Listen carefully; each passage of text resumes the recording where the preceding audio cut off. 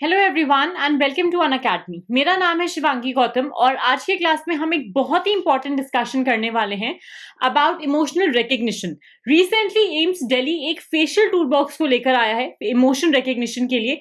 क्या है ये इमोशन रिकग्निशन का टूल बॉक्स, किस स्पेसिफिक डिजीजेस के लिए ये इंपॉर्टेंट है, कहाँ पे ये हेल्प करने वाला है।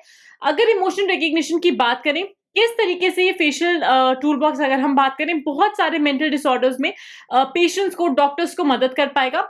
आइए आज के क्लास में डिटेल में जानते हैं। रिसेंटली जो डॉक्टर्स हैं एम्स हॉस्पिटल दिल्ली के, वो एक ऐसे टूल के साथ आए हैं जो ह्यूमन इमोशंस को डिटेक्ट कर सकता है, यानी जो मानवीय भावनाएं हैं उसको पहचान सकता है। एम्स दिल्ली ने क्रिएट करा है एक AIIMS facial tool box for the emotion recognition, जिसको उन्होंने नाम दिया है आफ्टर। तो जहां पे अगर आप देखोगे the first alphabet rather has been taken. अगर हम इसकी बात करें, डॉक्टर्स बिलीव करते हैं इस पर्टिकुलर टूल बॉक्स में कि वो सारे पेशेंट्स जो कि ऑटिज्म, स्किज़ोफ्रेनिया या डिप्रेशन से जूझ रहे हैं, उन सारे के सारे मरीजों का इलाज करना भी आसान होगा एंड अलोंग विद दैट एक अर्ली स्टेज डिटेक्शन में भी मदद मिलेगी। किस तरीके से इस टूल का उपयोग किया जाएगा, लोगों के इमोशंस को जानने में मदद करेगा, ताकि जिनको कोई भी अगर न्यूरोसाइकेट्रिक कंडीशंस है, न्यूरोसाइकेट्रिक डिसऑर्डर्स हैं, उनके इमोशंस को जानने में ज्यादा मदद मिलेगी। Along with that clinical utility का टूल होगा जो कि इमोशन रिकग्निशन कैपेबिलिटी पे काम करेगा, ताकि किसी को अगर न्यूरोसाइकेट्रिक कंडीशन है, हम उसको पहले ही जांच में पता लग पाए कि हम उनका इलाज एक बेटर स्टेज पे कैसे कर सकते हैं। एक्सपेरिमेंट किस तरीके से कंडक्ट किया था, कहाँ पे और किस तरीके से इस टूल की अगर हम बात करें, ये जो टूल बॉक्स लेकर आए हैं इसको कहाँ पे टेस्ट किया गया। तो 15 लोग थे जो नेशनल स्कूल ऑफ ड्रामा से लिए गए और उनको बोला कि आप अलग अलग इमोशंस को इमोट करके दिखाइए, कुछ लो इंटेंसिटी, कुछ high intensity, from absolute happiness to sadness to a lot of anger. आप अलग अलग, जिसको हम नवरस बोलते हैं, जो आप लोगों ने आर्ट एंड कल्चर में भी पढ़ा होगा, तो जो हम 9 इमोशंस की बात करते हैं जिसमें एंगर, ग्रीफ, हैप्पीनेस, सैडनेस, ये सब आता है। यहाँ पे 200 से 240 के करीब फोटोग्राफ्स लिए गए और ये बोला गया, जब इनको सबको स्टडी करा गया, कि 7 तरीके के इमोशंस हैं जो कि निकल कर आए, जिसमें से neutral, happiness, sadness, anger, bad feeling, fear और सरप्राइज, ये 7 मेजर इमोशंस निकल के आए। हर फोटो को 19 मेंटल हेल्थ एक्सपर्ट्स ने और ड्रामेटिक आर्ट्स के 2 टीचर्स ने जांचा, मापा और उसके बेसिस पे हर इमोशन को out of a 5 rating system, intensity, clarity और जेन्युइननेस के बेसिस पे रेटिंग्स दिए गए कि हाँ, यही वो मेजर एक्सप्रेशंस हैं जो कि किसी भी ह्यूमन के लाइफ को या मेंटल टर्मोइल को, आप बोल सकते हो, इन सम फॉर्म और द अदर रिफ्लेक्ट करते हैं। क्योंकि ये जो पर्टिकुलर रिकग्निशन टूल आया है, अगर हम बात करें, ये स्पेसिफिकली ऑटिज्म स्पेक्ट्रम डिसऑर्डर और स्किज़ोफ्रेनिया के पेशेंट्स को जांचने में, उनकी मदद करने में बहुत ज्यादा सहायता करेगा, या हम बहुत जल्दी इन सारे डिसऑर्डर्स को कैसे रिकग्नाइज कर सकते हैं एंड देन किस तरीके से ट्रीटमेंट्स, थेरेपी स्टार्ट कर सकते हैं, वहां पे मदद करेगा।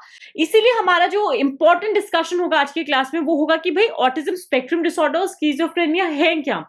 अगर हम बात करें ऑटिज्म स्पेक्ट्रम डिसऑर्डर की, ये एक ऐसा कंडीशन होता है जहां पे इम्पेयर्ड सोशल बिहेवियर होता है लोगों का, कम्युनिकेशन में कोई ना कोई दिक्कतें आती हैं, लैंग्वेज डिफरेंट होती है, नैरो रेंज ऑफ इंटरेस्ट होता है, एक्टिविटीज में बहुत ज्यादा रुचि नहीं होती, कुछ पर्टिकुलर एक्टिविटीज है जो इन लोगों को पसंद आएंगी, या जहाँ पे कहते हैं ना, ये लोग रिलैक्स फील करेंगे।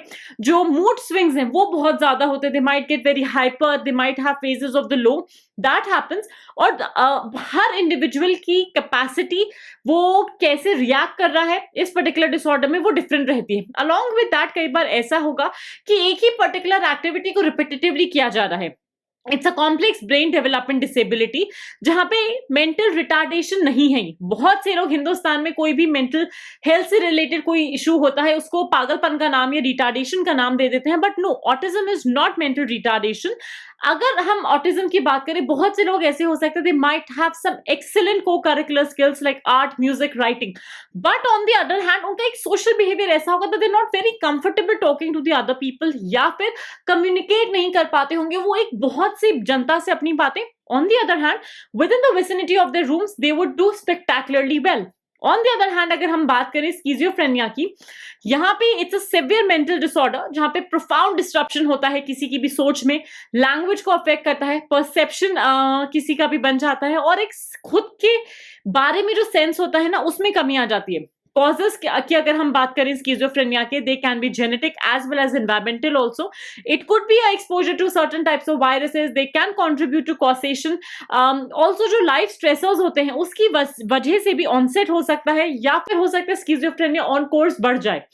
टिपिकली लेट एडोलेसेंस में, अर्ली अडल्टहुड में आता है, जहां पे हैलुसिनेशंस, डिल्यूजन, बहुत कम बोलना, reduced ability to even understand और टू प्रोसेस द इंफॉर्मेशन, ऐसा भी हो सकता है. डिसीजन मेकिंग में काफी सारी डिफिकल्टीज, फोकस करने में डिफिकल्टी, अटेंशन पे करने में डिफिकल्टी, बहुत सी चीजें पॉसिबल हैं.